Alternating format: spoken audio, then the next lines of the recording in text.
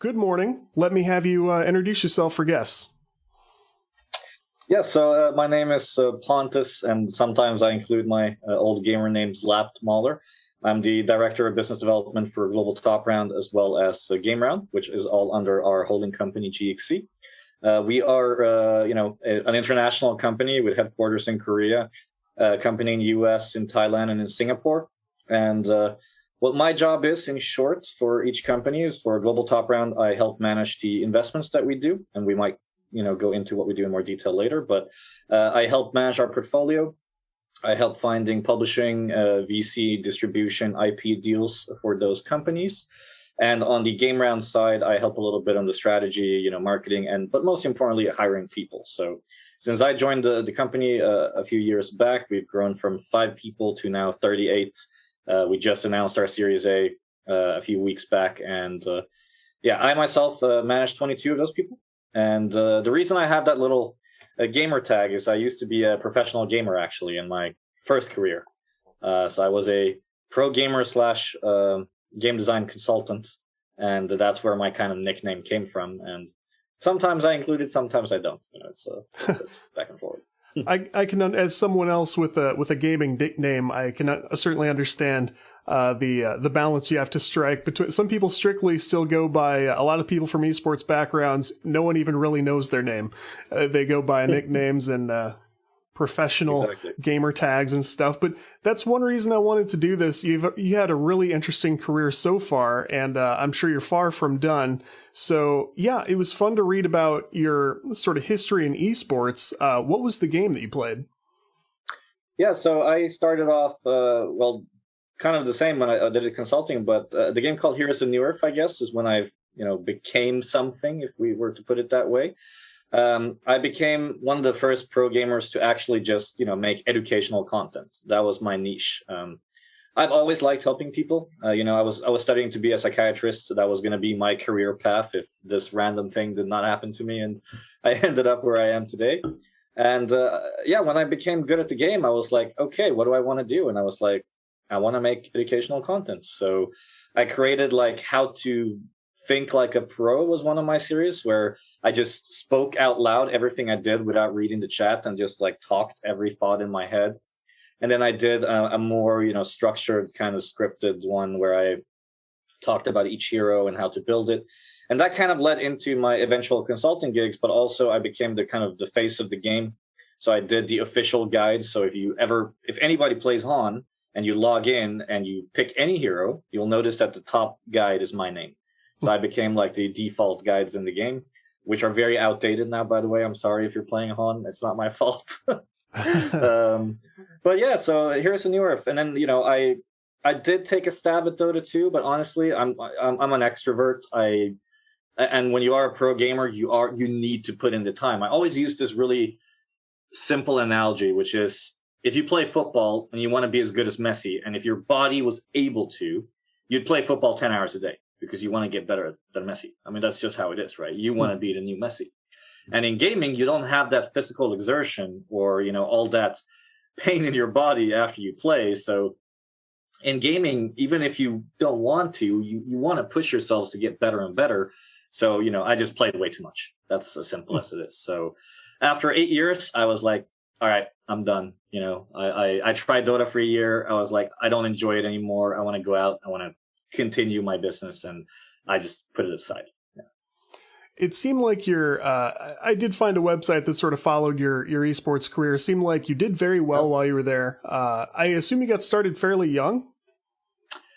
I believe my first official tournament was when I was 12 years old at DreamHack. I was 12 or 13, yeah. And we ended up placing second place against we were basically, everyone thought we were going to be last place. That's when we kind of broke out. Everybody was like, Denial Esports was our name back then. Nobody thought we were going to go anywhere. And then we just literally destroyed the opposition. And then we came into the finals and we got destroyed in return. So it was kind of like a funny everyone was so hyped. And then the finals was honestly probably one of the worst finals of all of Hon's history. So that was a very exciting, but also a bit embarrassing. But yeah, I started at age of 12 or 13, and I quit around 2021. Yeah. What a life experience for somebody that young. Now it's younger than I expected you to say. That at 12 years old, I can't remember really what I was like at 12 years old, but I probably wasn't ready for that, you know. I mean, it's funny you mention it because there's one of the best players in the world, in my opinion, right now in Dota 2 called Mikke, who's playing for Team Liquid. And actually, he used to be my teammate in Han, and we found him in a public game. And if I'm not mistaken, I'm pretty sure he was 11 years old when we picked him up. But maybe I'm gonna get. I honestly don't remember, but he's still, a kid to me. I remember playing with him when he was super young and watching him grow. Just not only in the game but as a person, which is just awesome to see. And now he's an adult, which is also kind of crazy for me. But no, there is a lot of really cool talent out there for young people. Yeah. It's become an interesting time for younger people who want to go into either side of it as players or as creators. I think we're seeing younger people than ever doing extremely well on both ends of that.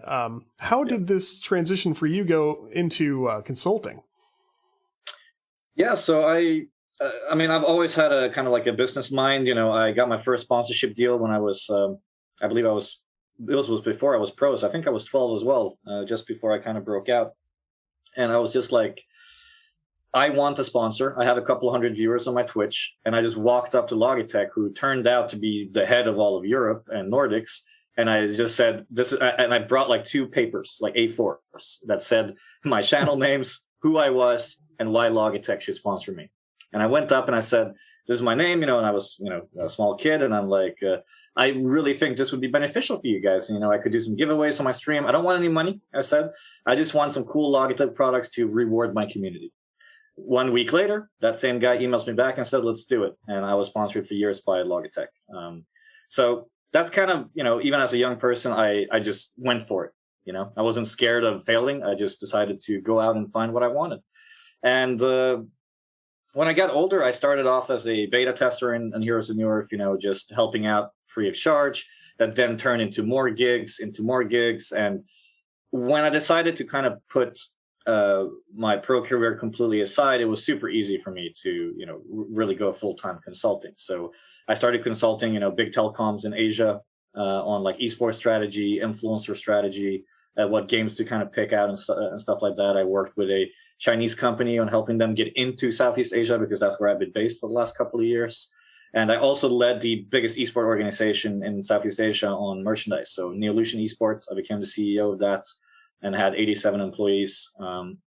So all that experience, like building my own channel, building sponsorships, building business deal, and a little bit of side consulting for indie companies, then just turned into a full-blown consultancy. And I did that for a couple of years before I eventually, of course, landed here in GXC. So it's just, I always say this, in any podcast or interview that I do, it's just about putting your name out there and trying. I was a bit lucky, I guess. When I got my first big consulting gig, which was with the Chinese company, I did a really good job. And shortly after, I was referred by them to 3-4 other clients. And it ended up all just piling on so that I got so many opportunities. And then, of course, it's relationships. I've been working with NVIDIA for 10 years. Like they've been following me since I was very young until now. I went from being sponsored to helping them with marketing and helping them with finding partnerships. And at BioStar, which is one of my current sponsors, even though I don't play anymore, I helped them with localizing to Southeast Asia, finding the right like media and PR to do there, and like reaching out to the audience. So it's all just kind of, transitioned into something that is all about, give and take, helping people, showing that you're good at it, and then, relationships just keep going. Yeah. You clearly had a career built up long before you totally stopped playing. So how was the Asian relocation how did that work for you? It's very funny. So my best friend's name is Pontus, and one day, and we were just super drunk. I was in Sweden, and I'm, being a streamer and working as a consultant, you don't really have the 8 to 5 hours, as I'm sure you're aware, right? So you need to be very flexible. And in Sweden, there's not a lot of restaurants and things to do after 8, 9 p.m. in the middle of the week. Mm-hmm. So your life is very boring unless you like being alone, which I don't. So, I'd been doing that for a couple of years, the consulting, the YouTube, the Twitch and everything. And I was getting more bored and more demotivated every year. One day I got really drunk with Pontus, and he just said, why don't you move to Thailand? Because I skipped a portion, of course, which is that most of my fan base was actually Asian. It was Filipinos, Malaysians, and Thai people, because Heroes of Newerth had the biggest player base there. And I took advantage of that by translating all my content to Thai. And when I started translating all my content to Thai, my channel quadrupled in subscribers. So I already had a base there, and the World Finals every year was in Thailand. So I got to travel there every single year, and I built like a network there, right? So yeah, he said, why don't you move? And then I did a very simple high school mind map, and I was like, pros and cons of staying in Sweden versus moving to Thailand. And then I reached out to my friends in Garina, and I said that, hey guys, can you help sponsor me a visa so I can, come over, do some work, because I was already working with them, and try to live in Thailand. And I was intending to stay in Thailand for 3 months, and that was 5 years ago. So within those 3 months, not only did I, grow closer with, Garena and eventually Tencent and a couple of the other local companies there, like AIS, which is a subsidiary of Singtel. I then met the CEO of Neolution Esports, and he just was like, this is a perfect fit. I need someone with international experience that have done business in Europe, has worked with esport companies, because if I talk about myself, we're going to sit here the whole day, but I had my own esport company in Europe as well. So he wanted someone that had ran an esport company in Europe, which I had done before. It just kind of clicked, and he offered me the position of running the marketing, internet cafes, and all the athletes. So those 87 people was a mix of models, influencers, athletes, esport teams. I believe at the peak we had 16 different games and teams. And it was a really fun time. And then, that kind of pivoted into, I was consulting an esport bar for a while in Bangkok. I was on the board of an indie studio in Bangkok. So it all just kind of spiraled into, I guess I'm staying here. And honestly, Thailand's a cool place to live. But right now I'm in Sweden temporarily because the COVID situation in Asia is not very good. So I decided to go home, meet some family, and, be here. Was it hard to get back home right now? I thought so. The biggest reason why I haven't left, I actually haven't seen my friends and family in 2 years, is that when you get back to Thailand, you need to quarantine for 2 weeks in a hotel room. Mm-hmm. And as I mentioned, I'm not very good at confined spaces being alone. Yeah. And I actually had COVID in April, and I was forced to stay in the hospital because that's the law in Thailand. You get COVID, you stay in the hospital. So I already experienced that 2-week isolation, and I'd rather not do it again.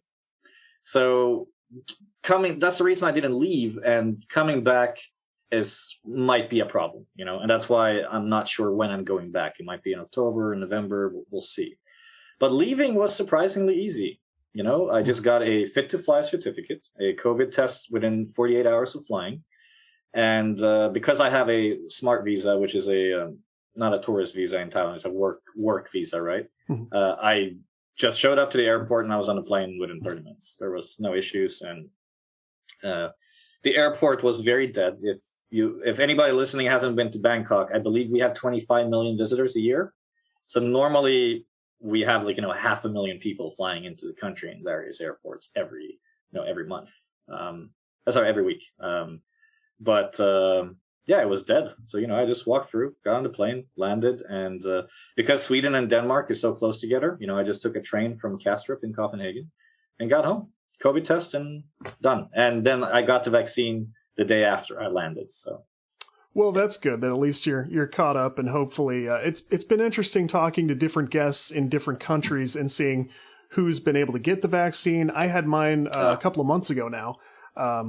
Lots of friends in Canada who are just getting it, and you're the first person I've spoken to across the pond who has now been able to get it, and it's nice talking to people like yourself who are very eager to get back out, stay connected with people, not be confined. It sounds terrible. I'm sorry to hear that you've had to go through not only COVID, but also that isolation, which just seems, we all went through some degree of it. I was at least with family, of course, but it's not easy for anybody. And I hate to hear those stories, but you seem like you've bounced back. You seem like you're doing okay, right?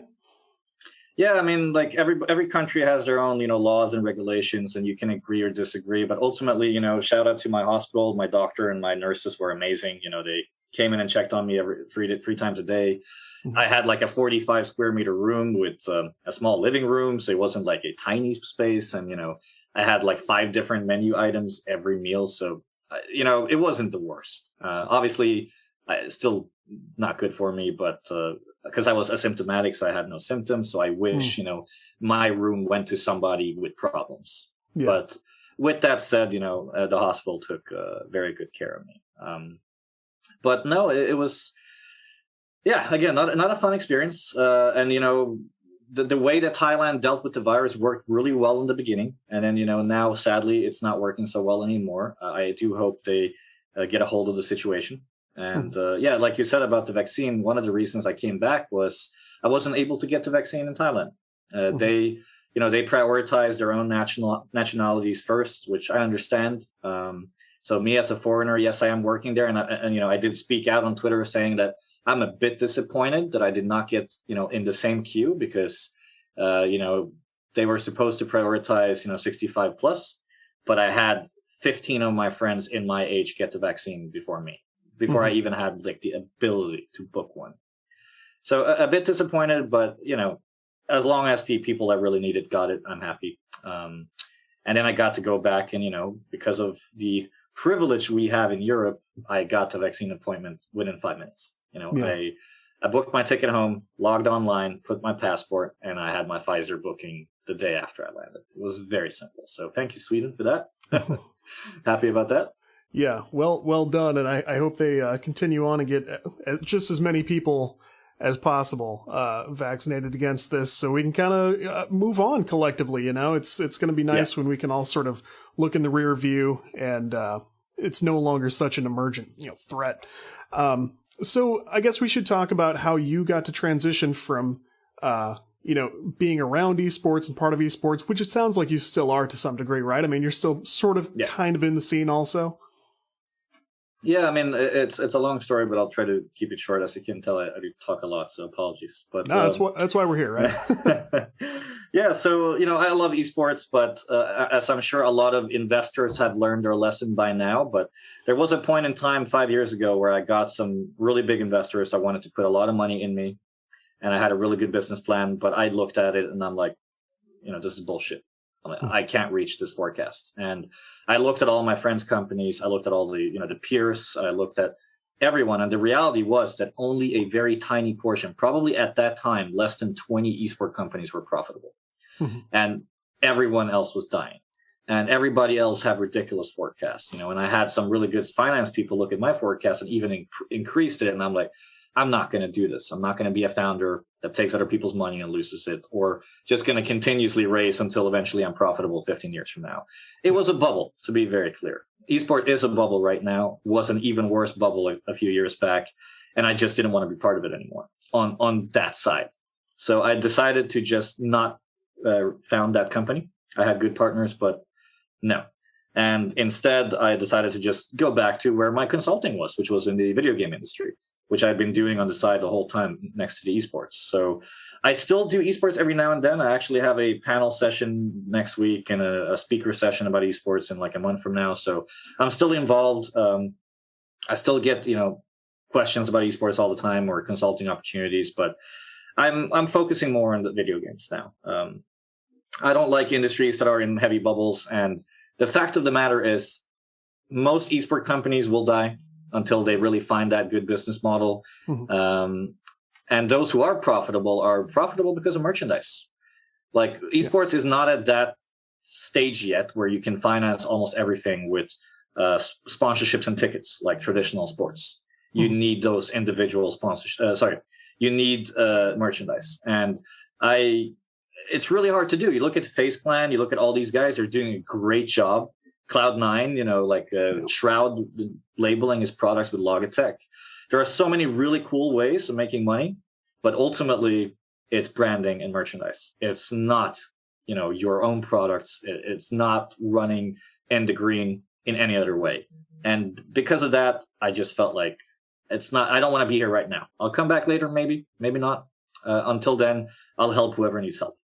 So I made that decision, I guess that's 5 years ago now when I had that offer. It was during the same time as Nevolution. And I was like, okay, let's get back into the video game industry. So as I mentioned, I had a board position. I still do, two of them. But yeah, honestly, the funny thing is this company I met in a bar. So I was, traveling to Japan to Tokyo Game Show with one of the board positions that wanted me to go there to, find some business. And I met Danny and Rick, the founders, in a bar in Tokyo. And, I listened to their idea. I listened to what Global Top Run stood for, and I just fell in love with it. I said that I want to get involved. I just said, I need to be involved. Please tell me what you need. It's like, my little pushy attitudes. I was like, I need to work with this. So they invited me to Malaysia in 2018, where I got to see the Global Top Round conference that we do every year. And I was sold. So at that time, I had 5 other clients plus GTR. So I ended up becoming an advisor for GTR and, an official, they became my client or whatever you want to call it. And within 3 months, I was like 100% sold. I'm like, I've been consulting for a while. It's good money, but it's very draining. And, you got to change mindset. You got to change the way you think and with every client and every perspective. I'm ready to kind of go full time.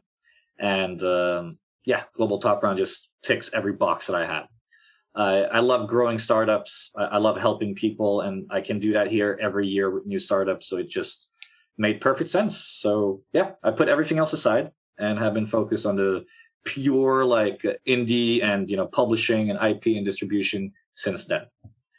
And it's an interesting way for you to sort of touch every aspect of particularly indie development. And you, by the way, you did a great job of getting where I was going with that question with only half the question. So thank you for that. But we landed exactly where I was hoping we would, because Global Top Round, as I understand, is an accelerator primarily. Is that right? I mean, it's really hard to label us because nobody else does what we do. But in a way, that's a part of what we do, yes. Okay. So give me the full spectrum then. I mean, what can an indie coming in, first approaching, you expect from the experience? Yeah, so Global Top Round, I would call us more a business partner. So yes, we do have an acceleration so-called program. We do have a way where we're going from step 1 to, let's say, step 6. But that's only part of the story. Because if you look at our website, it says 6 months acceleration program. That's not really true. Like, we work together for years. So the way that we work is every year we invest in 10 studios. It's minority shares. It's only 5% to a maximum of 11 in every company that we get involved in. Once we've invested, yes, we run this so-called acceleration program, which lasts 6 months. That's primarily focused on business strategy, the outlook for the next year is rebuilding the pitch deck, finding out whether or not you're actually making the product you want to do, meaning are you asking for too much money, too little? Is it the right scope? Can your team deliver? We kind of rerun the whole business in their head with our opinions, and then we come to a good conclusion where, okay, now we're going in this direction with these milestones. Let's work together to get there. And once they are ready, we start pitching them to partners. Most of these guys, indies, we recommend to work with a publisher on their first game to kind of prove, who they are as developers. I'm sure there's a lot of people who will disagree with that. Why we like it is because it saves you the equity. If you can work with a publisher and prove to this publisher and the world that you can deliver high quality games, you can then work on your second game and then raise money, rather than losing 10% on your current game and then another 10%, for example, later on. So we like the publishing model initially. And then, of course, if you have a good publisher, keep working with them, right? Sometimes studios work with publishers for their whole lives. That's fine. We're there with them regardless of which kind of direction they want to go. So on top of that so-called acceleration program, looking at the whole business as a whole, we, are available 24/7. So all of our studios are in a Discord channel where we manage all of our investments and also have access to each other. So we built a community where our current 50 investments can talk to each other every day about marketing, about tech chat, about, they have a lounge where they can chill. And then every company have their own individual channel where they have updates, investments, marketing, publishing. And we are there every time they need something. And as of this year, we're also all legal inclusive. So, before, we've always been all legal inclusive, but we did it by ourselves. We did everything by our own. We gave feedback, blah, blah, blah. And then, it was sometimes passed back and forth with the lawyers. We still do that, but now we also have an awesome lawyer on board when it's needed. So, that's actually included as well. You don't have to pay anything for it. And we're trying to build, more and more support within our ecosystem so that the developers just have to do what they're good at, building the game while being coached by us. So 2, 3, 4 years down the line, you don't need us anymore, right? That's our goal with every company. We want to help you kind of grow from very small or nothing to something very good. And I'll use one example. So we have a studio in Brazil that we invested in 2017 called Rogue Snail. And they started off with a game called Relic Hunters Zero, which is now the sequel, Relic Hunters Legend. And their first game had no monetization. It made no money. So we invested in them. And to date, I believe we've raised about $2 million for them. And now we have an awesome publisher in China. We have an awesome publisher in the EU. And we're also signing 2 separate deals that are going to be massive. And I can't even say what kind of deals they are. But, they've grown from 2 people to 35 in 4 years. And, that for us is a perfect indie success story. And in the last 18 months, we've also improved. We get bigger every year ourselves. So we've raised $18 million in the last 18 months, which is $1 million a month on average, just for indie studios. Wow. And we don't take any finder's fee on any investment rounds either. So if we're raising money, nothing goes into our pockets. Like, that's part of being part of the program. We have equity in you. We want you to grow. So we're tied to, the company and the title. We don't take like a separate kind of finder's fee or a retainer or anything. So you get people like us that, are experts in different things. So, my background, now you've heard that, my founders are ex-VC, ex-Samsung, ex-Naver, they've worked in huge corporates. We're all basically consultants with individual expertise that we kind of now have a really cool ecosystem. The one thing we were lacking before was someone with a production background. So we didn't have a producer on the team. So obviously I helped build the milestone plans for the publishers. I helped build the budgets and everything. And, I'm good at that and I can do that, but I don't have the producer or mindset. I don't have, or do these milestones make sense for the studio themselves? I can only look from a top line. So 3 months ago, we hired Max Kubler, who used to work for Deck 13 for 8 years, produced Lords of the Fallen, The Search, and then became the head of publishing for Crunching Koalas, and now works for GTR. So now we have a producer on board as well, so that there's not a lot of things that, are kind of slipping through our little ecosystem. So yeah, we just want to provide as much as we can and help as many startups as we can grow every year. That's very cool. It's got to be incredible for these companies to get primarily that expertise. I mean, that seems to be one of the biggest things you guys are bringing to the table. Of course, funding is great. Connections are great. I'm sure they're grateful for that also, but to have that kind of expertise on the team seems, I'm surprised more companies aren't trying to do this because it makes a lot of sense to me. So that's extremely cool. I mean, that's got to be very, very competitive. And I wonder how you guys kind of pick and what you look for when you're considering who to sort of partner with. Great question. And it's a very hard to answer. Yes. In the last 3 years, we've gotten over 300 studios a year actually applying on our website. So by the way, if you are listening, it's live right now at globaltoprun.com. Sorry for the plug there, but we just launched it. So yeah, sure. Please feel free to send us your pitch. So when you apply on the website, you send in your game. You do need a playable demo, by the way, because since we are, let's call it, business partners, we need something to help you grow. If you don't have the game yet, there's nothing we can do now. We want to help you right away. We don't want to help you a year from now. If we're going to help you a year from now, come back in a year, right? So we like to get our hands on something so we can immediately give you feedback and immediately help you grow. And by the way, it's okay not wanting to grow as well. So let's be very clear here. Some studios want to stay small and be 5 to 10 people. We will still partner with you. It's not always about building a 500 people company. It's about building better games. So if you come to us saying that we're going to be a 5 to 10 people team for the rest of our lives, but every game's going to be better and better and better, that's fine. Because we're going to help you make the games better. So it's okay not wanting to grow, just to be very clear. Because I get that question a lot. Oh, okay, I want to be 5 people, so you're not going to sign us? I'm like, of course we will. It's just a matter of where do you want to take your company? So that's our first question to every studio. Like, where do you want to take it? Are you happy with just making an okay game? Do you just want to do it for fun? Or do you want to make this a business? We're looking for entrepreneurs who might not be entrepreneurs yet. They might not understand everything on how to build a company, how equity works, all of that stuff. But you want to learn. you want to become a CEO, or you want to hire a CEO later on, right? Some people are not meant to be CEOs, but they're meant to lead, the game itself. And that's fine too. So when the time comes, we'll discuss on how to potentially, get new leadership. But that's all down to the studio. So all of these things we're helping you with, we don't have any voting rights. We do not have power over you. So the studio always decides. That's key for us. So we're helping you as the founder or the founders become better people yourselves. We're not trying to replace you or, bring in outside people to make it better. So that's the first and foremost. Do you want to build this into a business? Because I'm sorry, if you want to make games and make money, it's a business, just like anything. Yeah. And we call it, entertainment. It's not just creating a video game. Sometimes it's creating a franchise, comic books, making a TV show, building into sequels, licensing your game to a mobile studio that then publishes a mobile game. All of these things will help you figure out where you want to go and what you want to do. And we'll make sure that you're ready for it. So just because you're partners with us doesn't mean we're going to pitch you to all of our partners if you're not ready. Yeah. So, there are cases where we're just not happy with the product and then we can't do anything because we have a high reputation in the industry for bringing quality games. And the moment we stop doing so, we're going to start losing pull, right? Because we have about 120 publishers in our network. And out of those, we have 20 that we're very close with and we work with very regularly. We've done deals with already.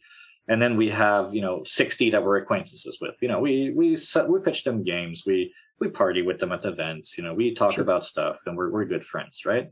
And we need to have that kind of quality factor. So you always have to go through our filter first before we send you out.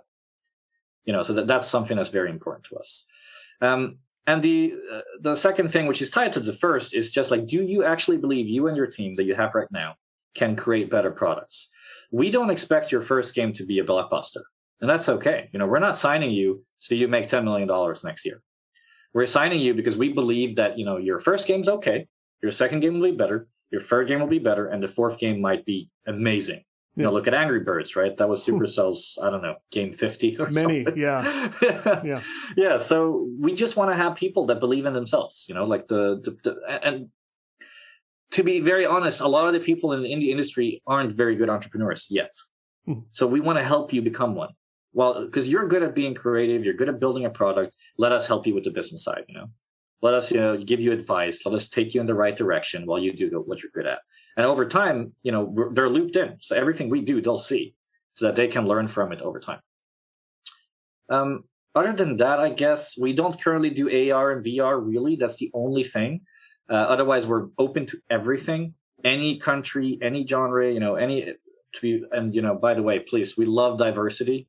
I got a tip here from Eve from Focus Home here saying about South Africa. We've never gotten pitches from there. So we would love to see new countries as well, because, how many investors say that Brazil is one of their best, countries? Not right. Many. For us, Brazil is an amazing region, absolutely amazing. So we'd also love to see more female founders. We don't get a lot of them every year. So, getting more of those would be awesome. So, diversity as well, that appreciates culture, understands that a game is not just, made for you. It's made for a culture of people, and a culture of people can be multiple countries. So one of my favorite things in any pitch is, who did you make this game for? Did you make it for example, the Southeast Asian culture because A, B, C, and D? Or are you one of those who say that you're targeting 10% of the entire world market of PC, console, mobile altogether, and you think you're going to take 1% of that? Yeah. So knowing who your product is for is really, really interesting for us. And that's one of the first questions I will ask you, because that's always more important. And it's okay to say that, you got inspired by what you like to play. Yeah. So if you got inspired by what you like to play, who were those games made for? Right. And that's where you kind of get started. I can dig into this topic 100 things more, but I generally, just passion, man. If you believe in your vision, then we can believe in you. And that is very clear when we have our calls together, right? So, yeah. And that answer alone has so many sort of rich topics. Like you say, we could really dig into a lot of aspects of what we just covered already. But one interesting thing you mentioned is something I've noticed as well. Obviously, networking is huge in game development in anything, in any business venture. Networking is so crucial, which is why another reason this has a lot of value. But you mentioned the concept of not pitching something that isn't ready for the benefit of, I mean, you'll lose your opportunity if you throw too many bad pitches to a big reputable publisher. But also, I mean, there's an important element of that I think we could talk about that benefits a developer themselves, a studio head, a small team. When I was a professional software developer and just doing non-game stuff and deciding, who I'm going to work for next, if I want to change jobs, do some new position, pick up some new skill set, I had a recruiter tell me something that stuck with me because he said, there's a big major firm in your area that is looking for people who do what you want to do, and I'm not going to submit you to them. And I was a younger guy at the time, so why not? Why would you not submit me to this company? He said, if I submit you now, they're going to say no, and when they see your name again later, when you are ready, they're going to say no again. And I think there's a lot to that because it's a big industry, but it's not so big that a publisher is not going to have some memory of, we looked at these guys and they weren't ready. You don't really want that holding you back in the future later. I mean, wouldn't you agree with that? 100%. And I actually dug in, I believe, almost half an hour on this on the IGB podcast I did a few weeks ago. It was all about being ready, because for us, it doesn't matter, by the way. So if you're a developer now not thinking you're ready, I don't care. Like, our job is to take care of people like you that might not be ready, but you have something like a spark that we can see. So we accept all kinds of pitches, but 99.9% of the industry does not. So yes, and one of the most common topics here is when people like me or publishers get pitched obnoxious amounts when you've done nothing to put into it yourself. Yeah. Coming with a pitch where you're asking for $2 million and you don't have a prototype or you don't have an MVP and you haven't worked for Ubisoft and Blizzard. I always talk about, I don't care about your resume. I don't care about, the Ubisoft status or whoever you worked for. It doesn't matter to me, but it does matter when you ask for 2 million without a build.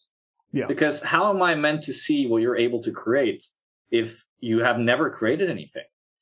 So it's about, what your pitch says. You need to bring the material to cover that up. So if you're asking for $1 million, you got to have put in your sweat equity or your time or your own money or friends and family and made something to prove that you can deliver $1 million project. And it's the same thing because we don't invest a lot of money. Our first investment is only $40,000, by the way. So that's our first one, which is, again, why we call ourselves business partners, because our money does not complete your game. Our money is meant to show we believe in you. Now we're in this together. You lose money, we lose money. Yeah. That's like, and we get the long-term equity in case you succeed. So it's a win-win for both parties. So if you're not able to kind of put that 40K plus your own investments to good use, then what is 500K from a publisher going to do, or 500K from an investor going to do?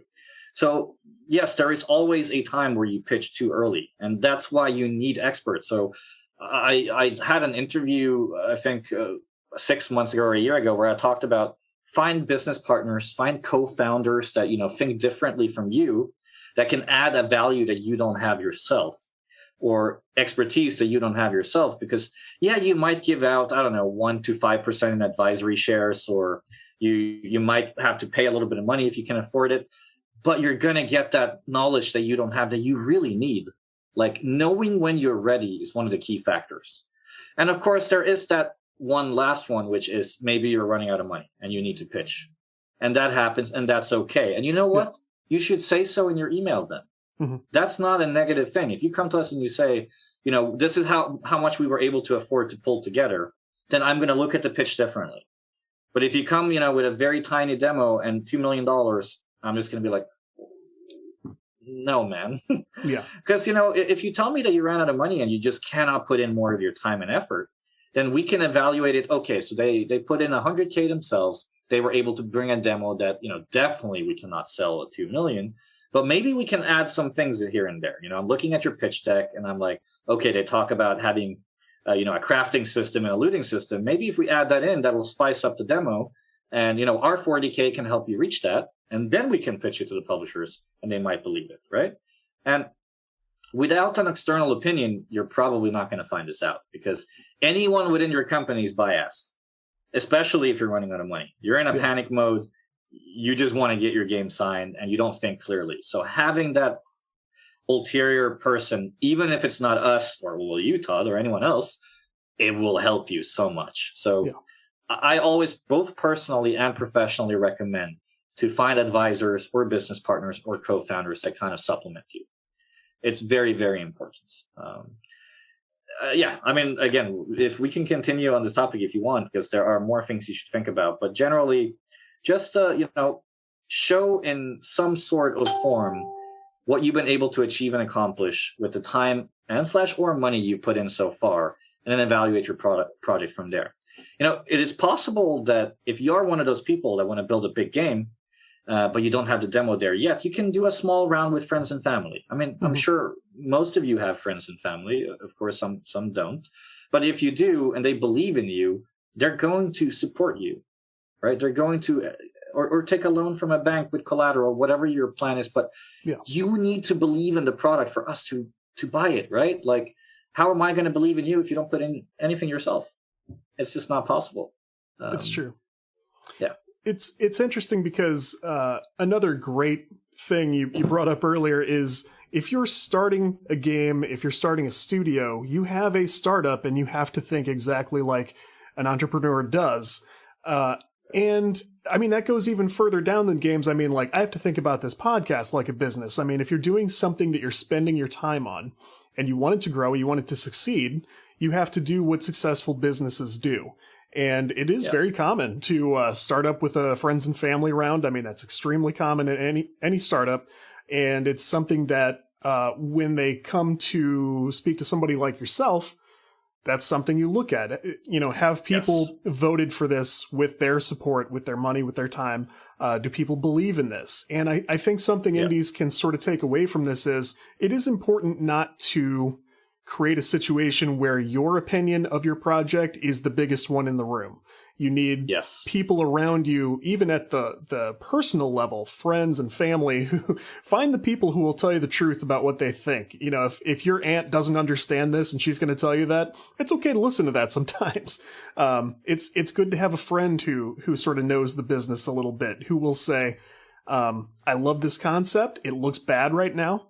Exactly. Don't put yourself in a situation where you hype yourself up and you believe that you have, the greatest gift to humanity, and set yourself up for disappointment during those big, important conversations with a publisher, with a partner, when you're depending on funding to come through. That's not when you want to surprise yourself. I mean, would you agree? Yes, and not only that, we're in 2021. Social medias are everywhere, and it's free. Yeah. Reddit's free. Facebook groups are free. Facebook posts are free. I'm going to use an example of a partner of ours. So Grime was just launched by Akupara Games. I don't know if you've seen that game, but that is a beautiful indie game. Right. Absolutely beautiful. We saw it as GTR, I believe 2 years ago or even 3 when it was first pitched to us, and it was a bit too early. And then we just saw the development until they eventually got signed by Akupara. And these guys are, students at a university, right? And the university ended up supporting them.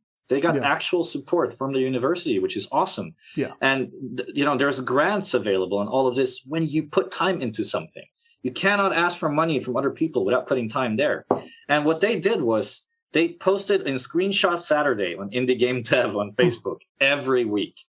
They gained a following. People started to like it. They posted like small GIFs and pictures. And I've been following that game for 3 years. And, now it launched, and I believe it had an 8.5 out of 10. And I'm not surprised, It's an amazing game. And that cost them nothing. Yeah. It cost them 20 minutes every Sunday or Saturday. Sorry. And then they just posted that, and they got likes, and they got comments, and they got feedback. And most importantly, not their own feedback. Like you said, it's about not being the biggest opinion in the room. So even if they didn't have Akupara Games on board, and they pitched me as GTR, and they screenshotted all these like Reddit threads and these Facebook posts with all the feedback, likes, and views, I can tell, okay, there's something here. Yeah. Right? Because, again, that was free. So there is no excuse not to do that. That's the minimum amount of work you can do. Yeah. And if all the feedback you're getting from friends, family, and social medias is bad, like you said, maybe it's not a good product right now. Maybe you need to go back and think about it before you pitch it. And if you haven't even taken these steps to try and pitch something, try and show something to other people, why are you coming to me? Yeah. Right? You need other people's opinion. I'm not the best at what I do, and I'm probably never going to be the best at what I do. I'm going to keep learning from my peers. I'm going to keep learning from other people. Right now, I have a bi-weekly call with 5 people in my position in other companies around the world in different industries. I have a guy who's doing Poland only. I have a guy in the US. I have a guy in Germany. All of us are, if you look at this as competitors, theoretically competitors, we don't see each other as such. We see each other as individuals who can all learn from each other, understand our own algorithms, the own way of doing scouting, our own way of doing deals, and we're continuously kind of draining feedback from each other. That's free. Yeah. All we did was, me and that American guy who's my friend, we were just like, we should just make a bi-weekly call with a bunch of biz devs and start talking. That's how it started. This was 9 months ago. We've been doing it 9 months straight. Every 2 weeks, I learned something new. And it's the same kind of model as the indies. Every week, actually, you do a screenshot Saturday, you show something new, you get new feedback. And that's free. Yeah. Something I love about the recent trends we've seen since the start of the pandemic is when I first started speaking to developers who were dealing with lockdowns in their country, they had to work remotely where maybe they weren't used to it before, things like that. And as the first few events got shut down, GDC canceled, and for a year everything was canceled. We couldn't network in person. We couldn't go pitch something to a publisher like we might have before. But developers said, hey, we're noticing that people are starting to reach out on social who weren't really there before. People who do work in publishing and people who have expertise in marketing, who normally were in conference room meetings all day long. Those people started to reach out and said, hey, not for money, not for work. I just want to help people who are stuck in their house and trying to keep a project alive. Tell me how I can help you, what questions you need answered.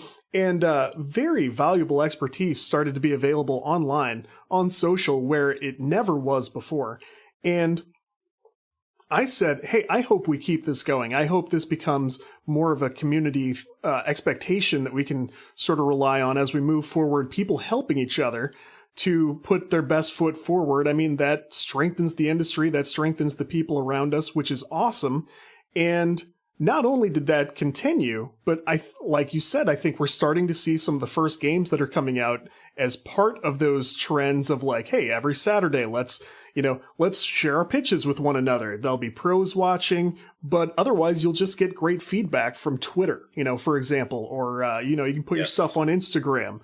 And so, of course, some good actual business connections were made, but also we got the great feedback. We heard the expertise. And like you said, there are games starting to come out that started during that time or came a long way during that time. And fantastic. It's exactly what we hoped for, So I just hope we continue the ball rolling in that direction as we do start to reemerge. And, it doesn't seem like we're 1 foot out the door with the pandemic yet, but it does seem like soon we're going to be able to comfortably meet in person again. And I hope we do continue to do this work online, stay in touch with one another, do our Zoom calls and our Discord servers and stuff, because look how far we've come already. Something that could have threatened the industry itself turned into something that, hey, we adapted and we're strong in brand new ways now, Exactly. I think we're going to keep doing this hybrid thing, like even after everything opens up, or we're going to do a mix of digital, offline, Zoom, Discord, all these different things. And it's just going to keep going. And it's funny you mentioned Twitter, because quite honestly, Twitter is better than LinkedIn when it comes to game development. I've found way better pitches on Twitter. And, all you have to do is make a small trailer and tag me on Twitter, and I'm going to look at it. And you can't do that on LinkedIn. And it's really cool, And not only that, when you do that, every one of my followers see it too. And I have a lot of publishers to follow me. And all of us publishers and investors together, we share deal flows. We're like, oh, did you see that cool thing on Twitter? Well, like when I posted about diversity, Eve instantly said, have you seen these 10 South African studios? Mm-hmm. It's like, I really love that. So I think there is no excuse not to kind of build a community or get out there and use all these different social medias, and especially Twitter and Facebook groups, and just like start building a following and get some feedback. And it's going to continue, like you said, even after the events. Now, I don't think we're ever going to replace offline events. I don't think Right. we're ever going to go fully digital, because you still need that human to human connection. I mean, we made 10 investments last year without seeing them face to face. Yeah. That's not what we prefer.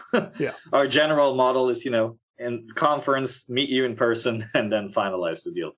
But no, we're in a new era for sure. This hybrid is going to keep going, and I think it's for the better.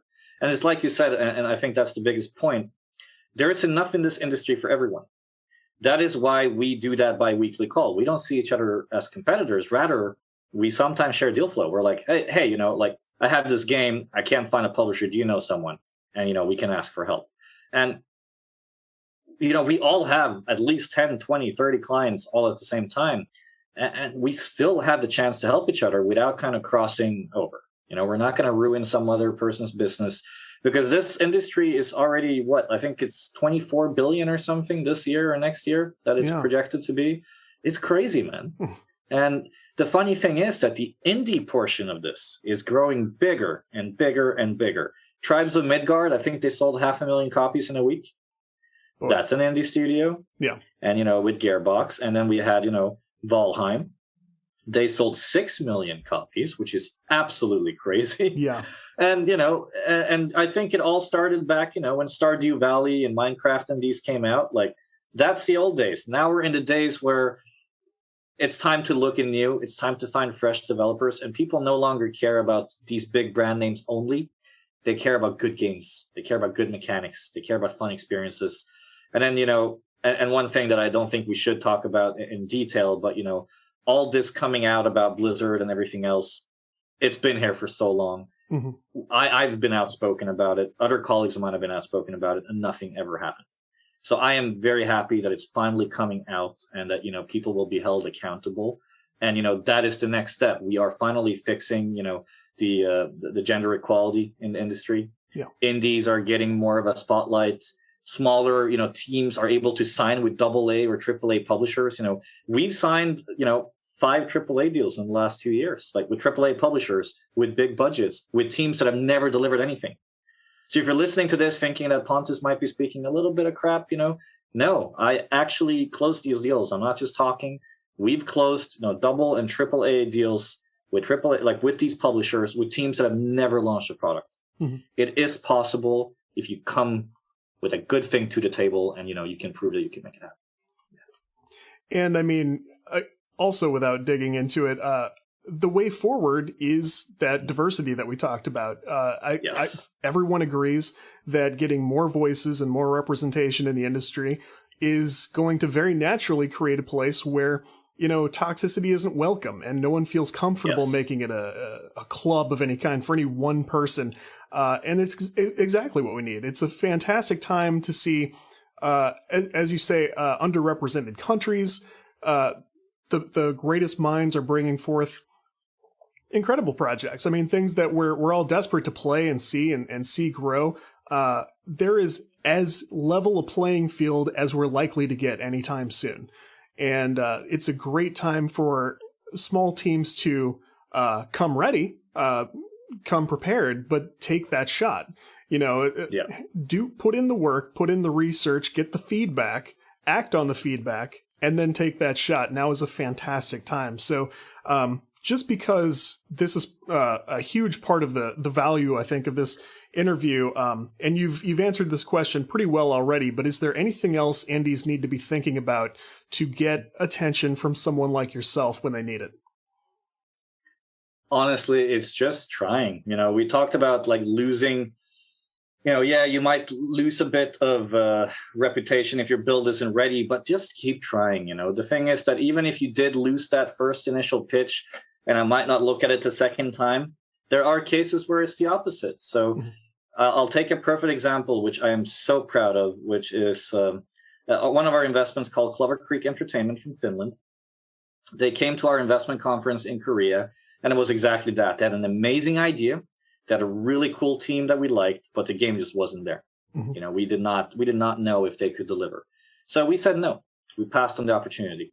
And then we said, and well, I said, because this was my I'm biased towards the RTS and strategy genre because I played a lot of StarCraft in my life. Mm-hmm. And I said that this is an amazing idea. You guys have such a good concept here. I just need to make sure you can deliver. These guys bootstrapped, barely paid themselves. They just went into it. And 3 months later, they came back with a much better build. It was like, wow, how did you do this in 3 months with just 4 people? And then 3 months later, we invested in them. And now we're going to be closing a deal for them, and well, probably this month, And we also raised an investment round for them earlier this year. So all of this has just is a perfect example of them coming back and telling us what's up. So rather than taking this as oh, damn it, I lost, or keep begging me for money, they sent me updates. They were like, hey Pontus, here's a breakdown of what we did in the last 3 months in a build. If you want to try it, etc. They weren't asking to get investment. They were just telling me what's up. I'm going to read that. I'm going to see what's going on.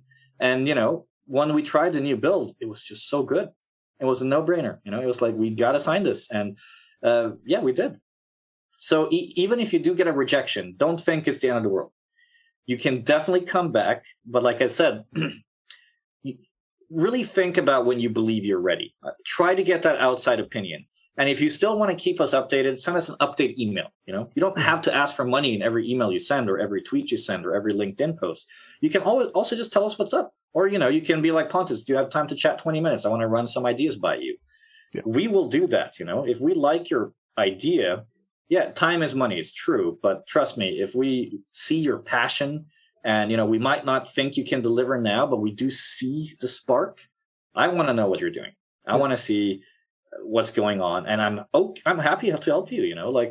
The thing is, and you've said it already, that I believe nowadays it's very easy to get free advice on the internet. People are very helpful in this industry, and it's getting more and more open, and it doesn't hurt to ask. Hey Pontus, can I get the answers to these questions, or what do you think about this, or how is this slide? I'll answer you if I have time, and if I don't have time, that's okay. I shouldn't be the only one you're reaching out to, right? Yeah. Don't put all your eggs in one basket. One tip I can give you as a developer is, whether you work with a business partner or not, build kind of like a tier list of who you want to work with. This goes for business partners, co-founders, first of all. It also goes for publishers, and it also goes for investors. Now, what are the pros and cons of all these partners? And here's probably a question most of you haven't considered. What's in it for us? Every time you're asking for money, you're asking something from us. But what do we have to gain from this portion, right? Mm-hmm. What are we getting out of this? So if you're asking, let's say, let's take Devolver. You want to sign with a Devolver. You think that's the best partner for your project. Why? Let's say that they have launched previous genres that are similar to yours, meaning that they can, market to the same audience that they've previously done, meaning that they will get more sales, meaning that they will make more money. It's a low-risk bet for them. That means that you have a better particular pitch for Devolver alone. So if you include that slide in your pitch saying that Devolver, we believe you're the best partner because you've launched 6 titles that are similar, you can remarket to all of these and they are going to like our game. Rather than just sending a generic pitch, that will help you. Or if you come to me as Pontus and you're like, hey, we have a really good team, but we're not exactly sure what direction to go, how to scale our company, what to do. GTR can give us that expertise so that we can scale the company in a certain way. I now understand why you want to work with me and not with you, for example, Todd, right? Like, if you can tell every partner that you have what is in it for them or how they can help you and why they are the one to do it, that makes a much greater pitch. Mm-hmm. And even in the updates, if you got rejected and you come back 3 months later and you're like, I did a lot of research, and you are the best partner because A, B, C, and D. If you can put yourself in our shoes and imagine that, we don't know you, we've never worked together, you're asking something from us, what are you giving us in return?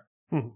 That is as important because it's a business partnership, whether it's a publisher, an advisor, or an investor.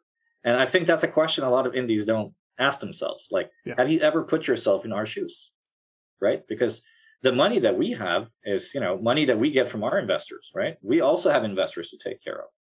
So like when we invest in you, we're expecting returns by helping you, by making you get bigger. And a publisher who gives you money is expecting to make their money back with profits.